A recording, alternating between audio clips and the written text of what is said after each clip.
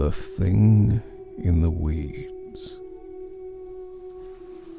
by William Hope Hodgson. Read for you today by Hugh Carr. 1. This is an extraordinary tale. We had come up from the Cape, and owing to the trades heading us more than usual, we had made some hundreds of miles more westing than I ever did before or since.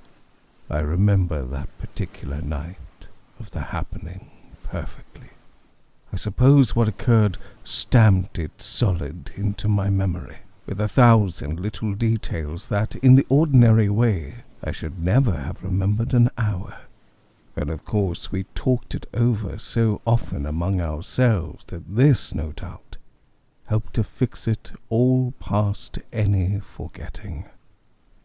I remember the mate and I had been pacing the weather side of the poop and discussing various old shellback superstitions. I was third mate, and it was between 4 and 5 bells in the first march, i.e. between 10 and half past. Suddenly he stopped in his walk and lifted his head and sniffed several times. "My word, mister," he said. "there's a rum kind of stink somewhere about. Don't you smell it?" I sniffed once or twice at the light airs that were coming in on the beam. Then I walked to the rail and leaned over, smelling again at the slight breeze, and abruptly I got a whiff of it, faint and sickly, yet vaguely suggestive of something I had once smelt before. "I can smell something, Mr. Lammett," I said.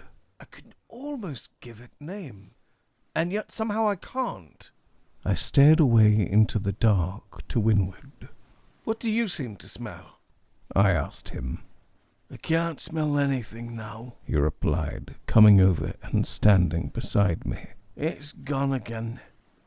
No, by Jove, that is again. Oh, my goodness. Phew." The smell was all about us now, filling the night air. It had still that indefinable familiarity about it, and yet it was curiously strange. And more than anything else, it was certainly simply beastly. The stench grew stronger, and presently the mate asked me to go forward and see whether the lookout man noticed anything. When I reached the break of the forecastle head, I called up to the man to know whether he smelled anything. "Smell anything, sir?" he sang out. "Jumping larks, I should think I do. I'm fair poisoned with it." I ran up the weather steps and stood beside him. The smell was certainly very plain up there, and after savouring it for a few moments, I asked him whether he thought it might be a dead whale.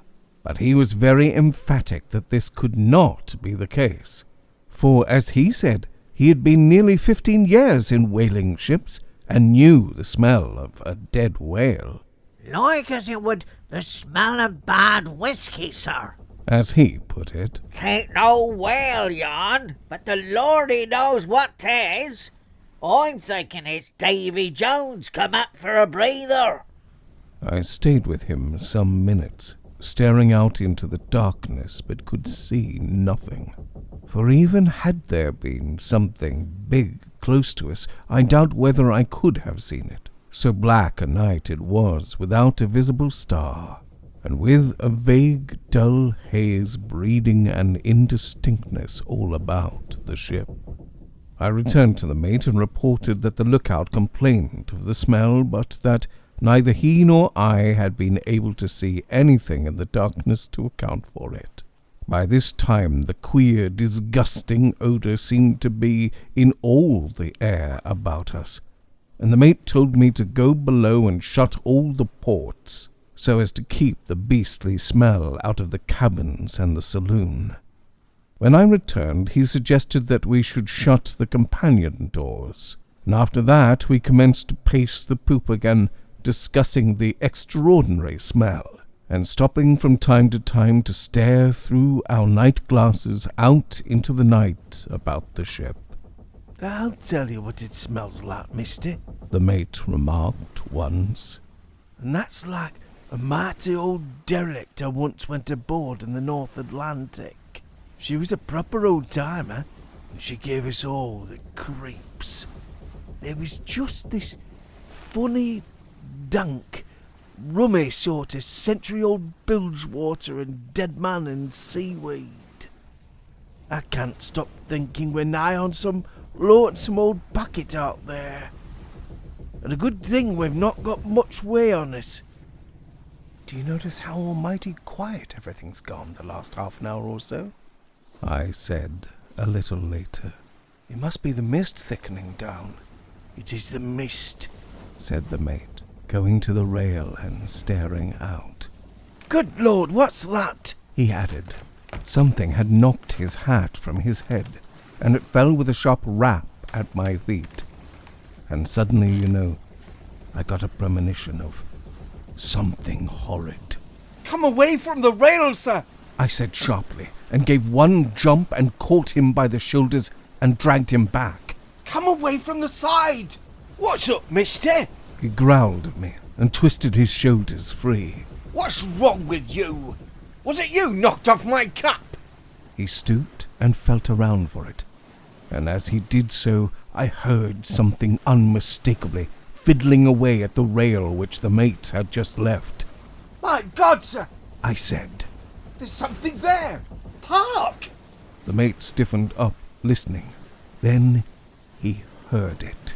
It was for all the world as if something was feeling and rubbing the rail there in the darkness, only 2 fathoms away from us. "Who's there?" said the mate quickly. Then, as there was no answer, "What the devil's this hanky-panky? Who's playing the goat there?"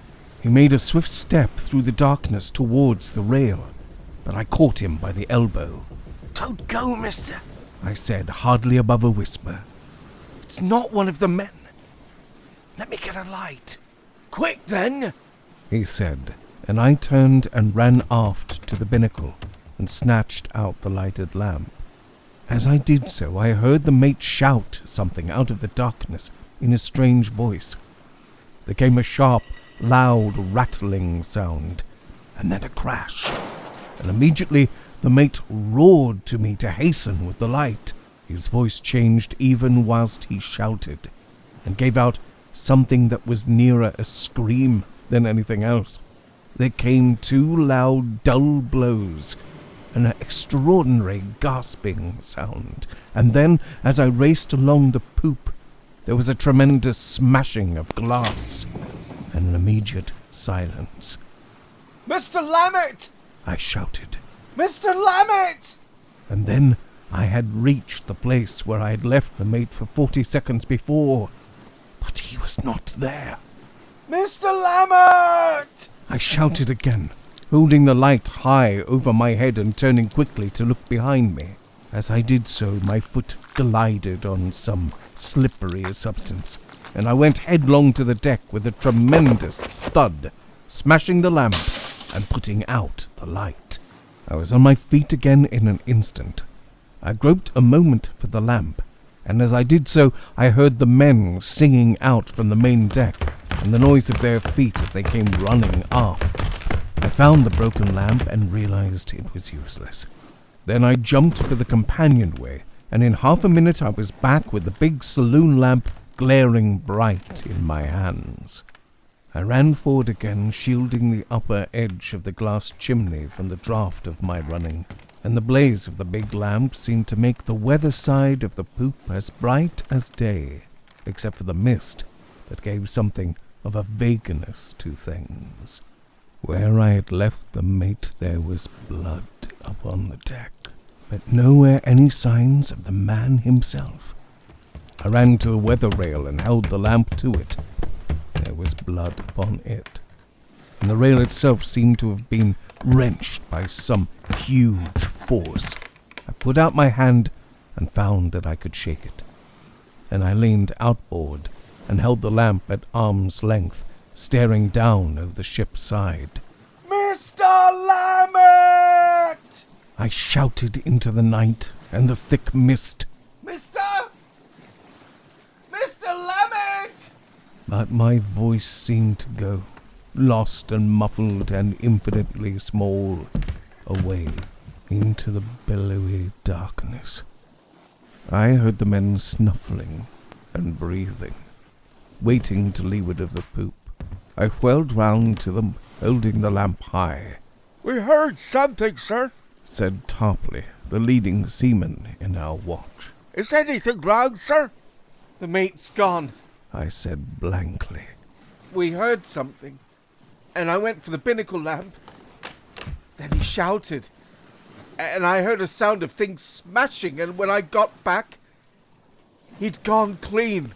I turned and held the light out again over the unseen sea, and the men crowded round along the rail and stared, bewildered. Lord, sir, said Tarpley, pointing. there's something almighty queer out there. He waved a huge hand into the darkness. That's what stinks. He never finished, for suddenly one of the men cried out something in a frightened voice. Look out, sir! Look out, sir! I saw in one brief flash of sight something come in with an infernal flicker of movement. And then, before I could form any notion of what I had seen, the lamp was dashed to pieces across the poop deck. In that instant my perceptions cleared, and I saw the incredible folly of what we were doing. For there we were, standing up against the blank, unknowable night, and out there in the darkness there surely lurked some thing of monstrousness, and we were at its mercy. I seemed to feel it hovering over us, so that I felt the sickening creep of goose flesh all over me. Stand back from the rail! I shouted. Stand back from the rail! There was a rush of feet as the men obeyed, in sudden apprehension of their danger, and I gave back with them. Even as I did so, I felt some invisible thing brush my shoulder, and an indescribable smell was in my nostrils from something that moved over me in the dark. Down into the saloon, everyone! I shouted. Down with you all! Don't wait a moment! There was a rush along the dark weather deck, and then the men went helter-skelter down the companion steps into the saloon, falling and cursing over one another in the darkness. I sang out to the man at the wheel to join them, and then I followed. I came upon the men huddled at the foot of the stairs and filling up the passage, all crowding each other in the darkness. The skipper's voice was filling the saloon, and he was demanding in violent adjectives the cause of so tremendous a noise. From the steward's berth there came also a voice, and the splutter of a match, and then the glow of a lamp in the saloon itself. I pushed my way through the men and found the captain in the saloon in his sleeping gear, looking both drowsy and angry, though perhaps bewilderment topped every other feeling. He held his cabin lamp in his hand and shone the light over the huddle of men. I hurried to explain, and told him of the incredible disappearance of the mate, and of my conviction that some extraordinary thing was lurking near the ship, out in the mist and the darkness. I mentioned the curious smell, and how the mate had suggested that we had drifted down near some old-time sea-rotted derelict. And, you know, even as I put it into awkward words, my imagination began to awaken to horrible discomforts. 1,000 dreadful impossibilities of the sea became suddenly possible. The captain, Geldy was his name, did not stop to dress, but ran back into his cabin, and came out in a few moments with a couple of revolvers and a handful of cartridges. The second mate had come running out of his cabin at the noise, and had listened intensely to what I had to say. And now he jumped back into his berth and brought out his own lamp and a large Smith & Wesson which was evidently ready loaded. Captain Geldy pushed one of his revolvers into my hands with some of the cartridges, and we began to load the weapons. Then the captain caught up his lamp and made for the stairway, ordering the men into the saloon out of his way. Shall you want them, sir? I asked. No, He said. it's no use. They're running any unnecessary risks. He threw a word over his shoulder. Stay quiet here, men. If I want you, I'll give you a shout. Then come spry. Aye, aye, sir, said the watch in a chorus, and then I was following the captain up the stairs with the second mate close behind. He came up through the companionway onto the silence of the deserted poop. The mist had thickened up even during the brief time that I had been below, and there was not a breath of wind. The mist was so dense that it seemed to press in upon us, and the two lamps made a kind of luminous halo in the mist, which seemed to absorb their light in a most peculiar way. Where was he? The captain asked me almost in a whisper. On the port side, sir. I said. A little forecastle of the chart house, and about 12 feet from the rail. I'll show you the exact place. We went forward along what had been the weather side, going quietly and watchfully, though indeed it was little enough that we could see because of the mist. Once, as I led the way, I thought I heard a vague sound somewhere in the mist, but was all unsure because of the slow creak of the spars and gear as the vessel rolled slightly upon an odd, oily swell. Apart from this sound, and the far-up rustle of the canvas slatting gently against the masts, there was no sound of all throughout the ship. I assure you, the silence seemed to me to be almost menacing, in the tense, nervous state in which I was. Hereabouts is where I left him, I whispered to the captain a few seconds later. Hold your lamp low, sir.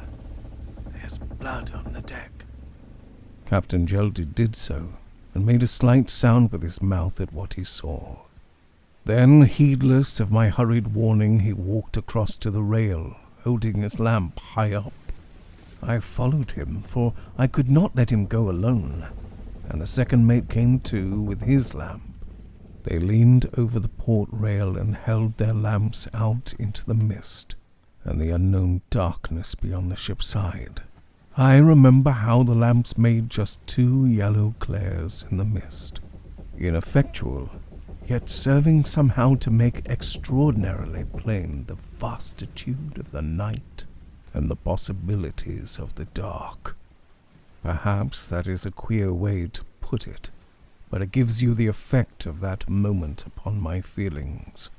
And all the time, you know, there was upon me the brutal, frightening expectancy of something reaching in at us from out of that everlasting darkness and mist that held all the sea and the night, so that we were just 3 mist-shrouded hidden figures peering nervously. The mist was now so thick that we could not even see the surface of the water overside, and fore and aft of us the rail vanished away into the fog and the dark.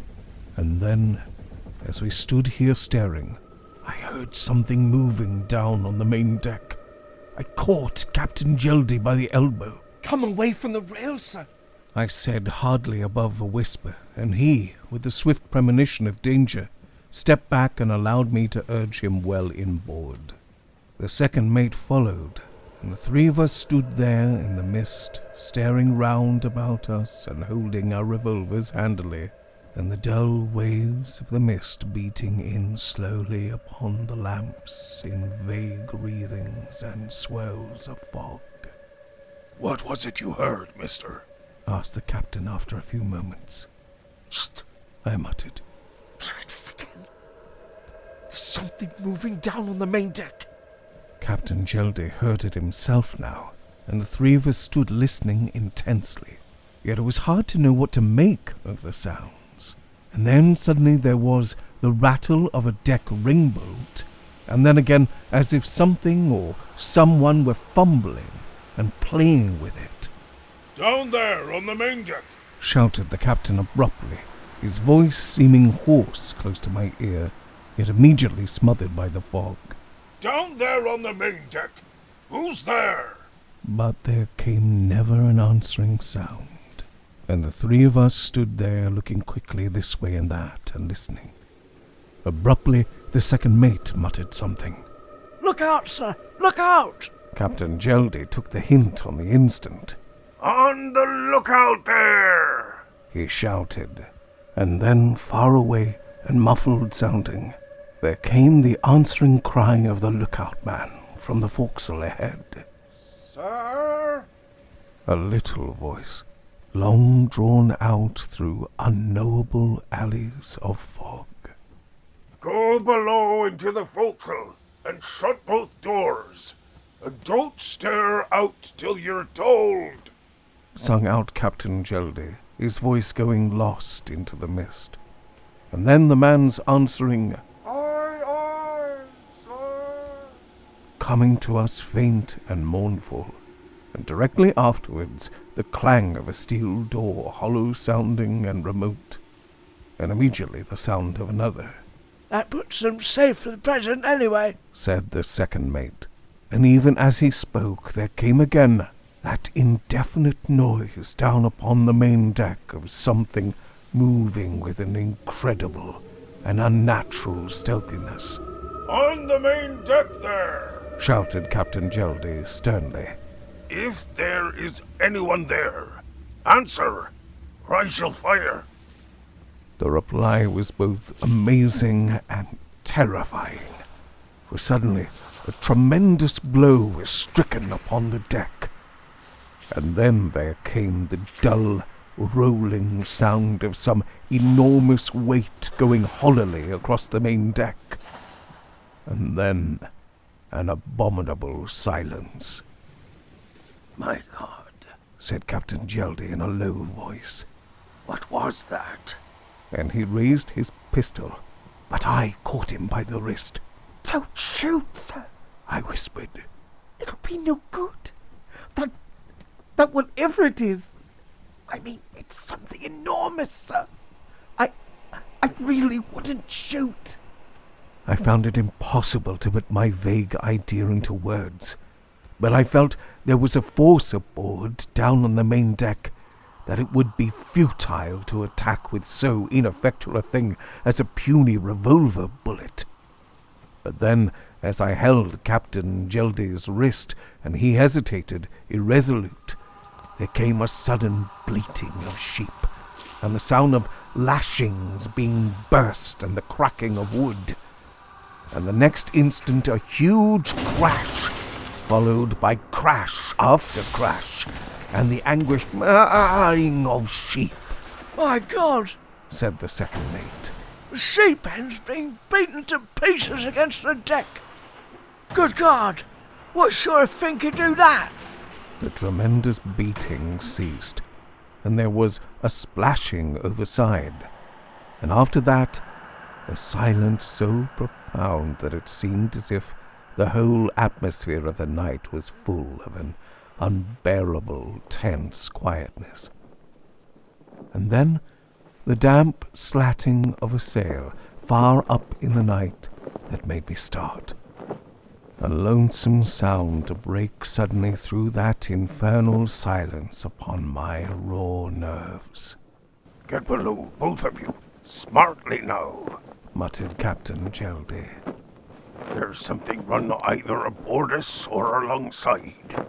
We can't do anything till daylight.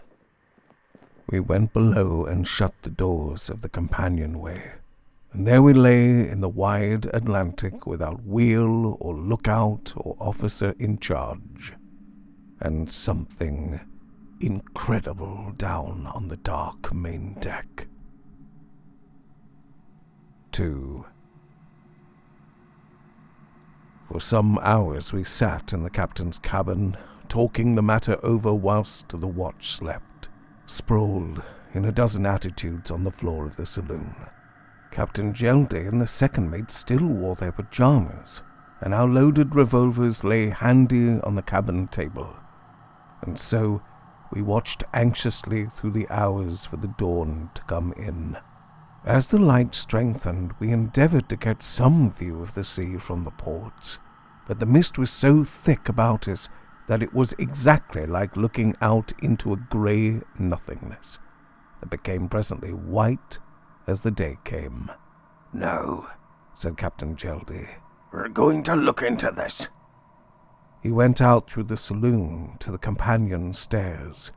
At the top he opened the 2 doors, and the mist rolled in on us, white and impenetrable. For a little while we stood there, the 3 of us, absolutely silent and listening, with our revolvers handy. But never a sound came to us except the odd, vague slatting of a sail, or the slight creaking of the gear as the ship lifted on some slow, invisible swell.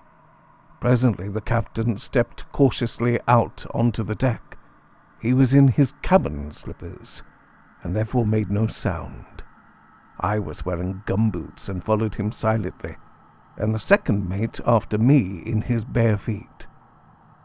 Captain Geldy went a few paces along the deck, and the mist hid him utterly. "You," I heard him mutter. "This stinks worse than ever." His voice came odd and vague to me through the wreathing of the mist.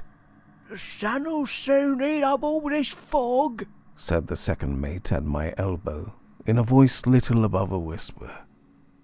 We stepped after the captain and found him a couple of fathoms away, standing shrouded in the mist, in an attitude of tense listening.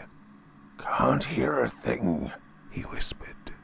"You'll go forward to the break as quiet as you like. Don't make a sound." We went forward like 3 shadows, and suddenly Captain Geldy kicked his shin against something and pitched headlong over it, making a tremendous noise.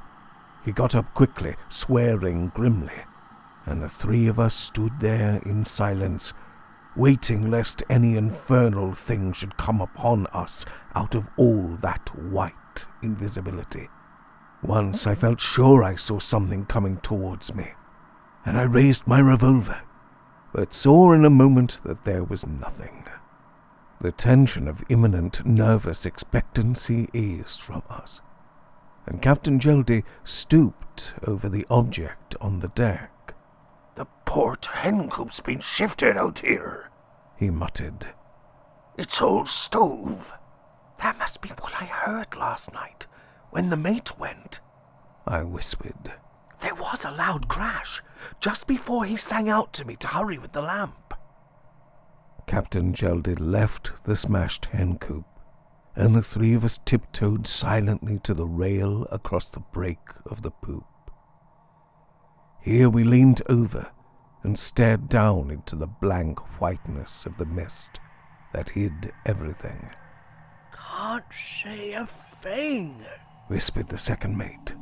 Yet as he spoke I could fancy that I heard a slight, indefinite, slurring noise somewhere below us, and I caught them each by an arm to draw them back. There's something down there, I muttered. For goodness sake, come back from the rail! We gave back a step or 2 and then stopped to listen, and even as we did so there came a slight air playing through the mist. "The breeze is coming," said the second mate. "Look, the mist is clearing already." He was right. Already the look of white impenetrability had gone, and suddenly we could see the corner of the after-hatch combings through the thinning fog. Within a minute we could see as far forward as the mainmast, and then the stuff blew away from us, clear of the vessel, like a great wall of whiteness that dissipated as it went. "Look!" We all exclaimed together. The whole of the vessel was now clear to our sight. But it was not at the ship herself we looked, for, after one quick glance along the empty main deck, we had seen something beyond the ship's side.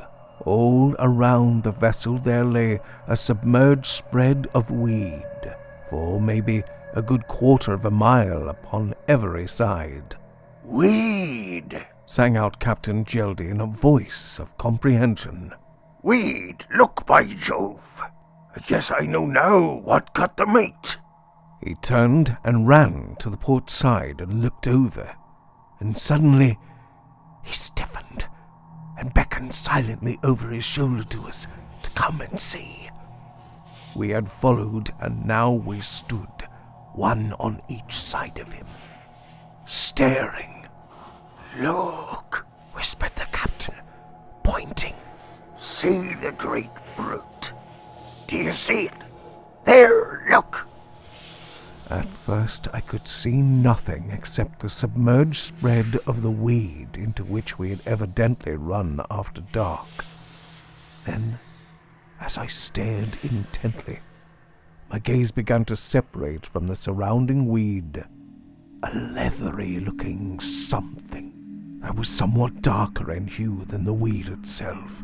My God, Said Captain Geldy.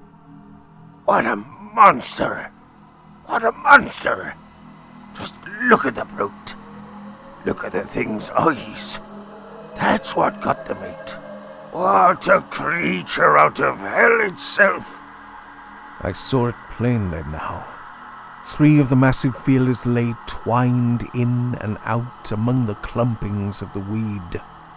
And then, abruptly, I realized that the 2 extraordinary round discs, motionless and inscrutable, were the creature's eyes, just below the surface of the water. It appeared to be staring, expressionless, up at the steel side of the vessel. I traced vaguely the shapeless monstrosity of what must be termed its head. My God, I muttered. it's an enormous squid of some kind.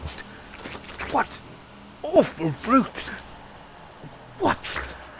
The sharp report of the captain's revolver came at that moment. He had fired at the thing, and instantly there was a most awful commotion alongside. The weed was hove upward literally in tons. An enormous quantity was thrown aboard us by the thrashing of the monster's great feelers. The sea seemed almost to boil in one great cauldron of weed and water all about the brute, and the steel side of the ship resounded with the dull, tremendous blows that the creature gave in its struggle. And into all that whirling boil of tentacles, weed, and seawater, the 3 of us emptied our revolvers as fast as we could fire and reload. I remember the feeling of fierce satisfaction I had in thus aiding to avenge the death of the mate. Suddenly, the captain roared out to us to jump back, and we obeyed on the instant. As we did so, the weed rose up into a great mound over 20 feet in height. More than a ton of it slopped aboard. The next instant, 3 of the monstrous tentacles came in over the side, and the vessel gave a slow, sullen roll to port as the weight came upon her, for the monster had literally hove itself almost free of the sea against our port side, in one vast leathery shape, all wreathed with weed fronds, and seeming drenched with blood and curious black liquid. The feelers that had come inboard thrashed round here and there, and suddenly one of them curled in the most hideous snake-like fashion around the base of the main mast.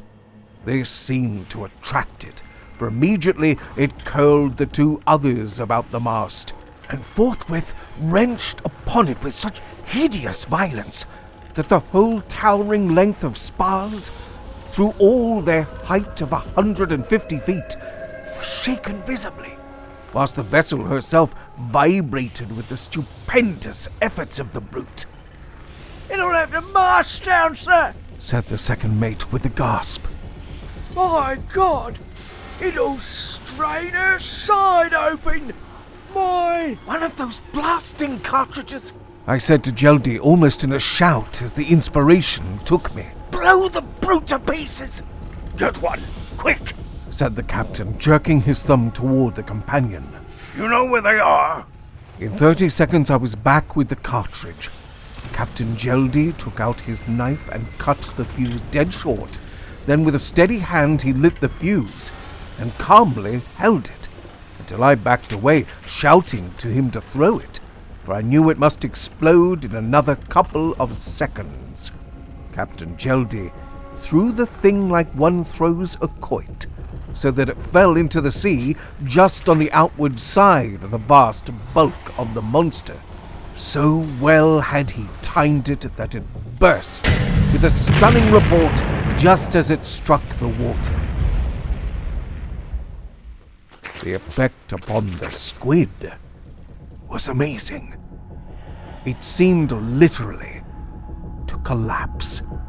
The enormous tentacles released themselves from the mast and curled across the deck helplessly, and were drawn inertly over the rail as the enormous bulk sank away from the ship's side, out of sight, into the weed. The ship rolled slowly to starboard, and then steadied. Thank God! I muttered, and looked at the two others. They were pallid and sweating, and I must have been the same. Here's a breeze again. Said the second mate a minute later. We're moving. He turned without another word and raced aft to the wheel, whilst the vessel slid over and through the weed field. Look where the brute broke up the sheep pen, cried Geldy, pointing. And here's the skylight of the sail locker, smashed to bits. He walked across to it and glanced down, and suddenly he let out a tremendous shout of astonishment. Here's the mate down here. He shouted. He's not overboard at all. He's here. He dropped himself down through the skylight onto the sails, and I after him, and, surely, there was the mate, lying all huddled and insensible on a hummock of spare sails. In his right hand he held a drawn sheath knife, which he was in the habit of carrying, A.B. fashion, whilst his left hand was all caked with dried blood, where he had been badly cut. Afterwards we concluded he had cut himself in slashing at one of the tentacles of the squid, which had caught him round the left wrist, the tip of the tentacle being still curled tight about his arm, just as it had been when he hacked it through. For the rest, he was not seriously damaged, the creature having obviously flung him violently away through the framework of the skylight, so that he had fallen in a studded condition onto a pile of sails. We got him on deck and down into his bunk, where we left the steward to attend to him. When we returned to the poop, the vessel had drawn clear of the weed field, and the captain and I stopped for a few moments to stare astern over the taffrail. As we stood and looked, something wavered up out of the heart of the weed, a long, tapering, sinuous thing that curled and wavered against the dawnlight, and presently sank back again into the demure weed, a veritable spider of the deep, waiting in the great web that Dame Nature had spun for it in the eddy of her tides and currents. And we sailed away northwards with strengthening trades, and left that patch of monstrousness to the loneliness of the sea.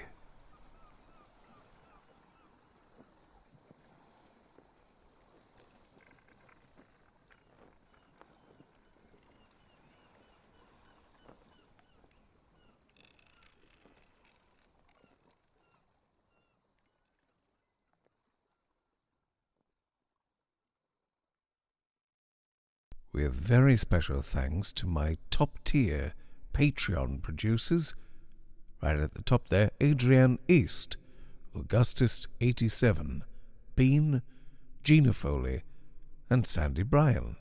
Thank you very much. And here are the members of the Black Dog Pack.